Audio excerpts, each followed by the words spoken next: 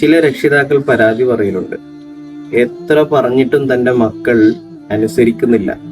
15, 16, 17 വയസ്സുള്ള മക്കൾ ഇപ്പോഴും പല കാര്യങ്ങൾക്ക് വേണ്ടി വാശി പിടിക്കുകയും പറഞ്ഞാൽ തീരെ അനുസരണ ഇല്ലാത്ത ഒരു രൂപം വന്നു കഴിഞ്ഞു എന്ന് പല മാതാപിതാക്കളും പരാതി പറയുമ്പോൾ മനസ്സിലാക്കേണ്ട ഒരു വിഷയമുണ്ട്. മഹാനായ ഇമാമുന ഷാഫിഈ റളിയല്ലാഹു അൻഹു ഒരിക്കൽ അബൂ ഹനീഫ റളിയല്ലാഹു അൻഹുവിന്റെ ഖബർ സിയാറത്ത് ചെയ്യാൻ പോകുന്ന ഒരു രംഗമുണ്ട്. അവിടുത്തെ ശിഷ്യന്മാരുമൊത്താണ് പോകുന്നത്. ഖബർ സിയാറത്ത് ചെയ്യുന്ന സമയം സുബഹിയോടടുത്ത സമയമാണ്. അന്നാ പള്ളിയിൽ ബഹുമാനപ്പെട്ടവർ നിസ്കരിക്കുന്ന കൂട്ടത്തിൽ സുബഹി നിസ്കാരത്തിൽ കുനൂത്ത് ഓതുന്നില്ല.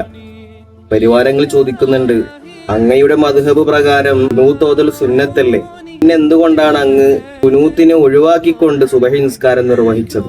ബഹുമാനപ്പെട്ടവർ ഒരു പുഞ്ചിരിയോടുകൂടെ പറഞ്ഞത്, ഞാൻ കാണാൻ വന്നിരിക്കുന്ന മഹാൻ അവരുടെ അഭിപ്രായത്തിനെ മാനിച്ചാണ് ഞാൻ കുനൂത്തിനെ ഒഴിവാക്കിയത്.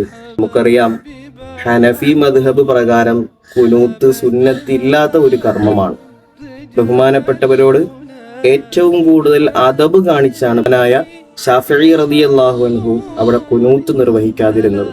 ഈ ചരിത്രം നമ്മെ ഓർമ്മപ്പെടുത്തുന്ന ഒരു വിഷയമുണ്ട്.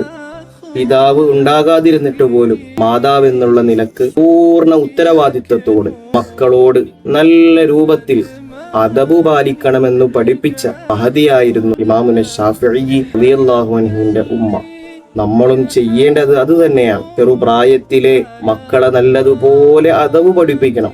ഓരോ വിഷയങ്ങളും എടുത്തെടുത്തു പറഞ്ഞു കൊടുത്തുകൊണ്ട് ആ മക്കളോട് അദബ് ശീലിപ്പിച്ചു കൊണ്ടുവരിക എന്നുള്ളത് നമ്മുടെ മേൽ ബാധ്യതയാണ്.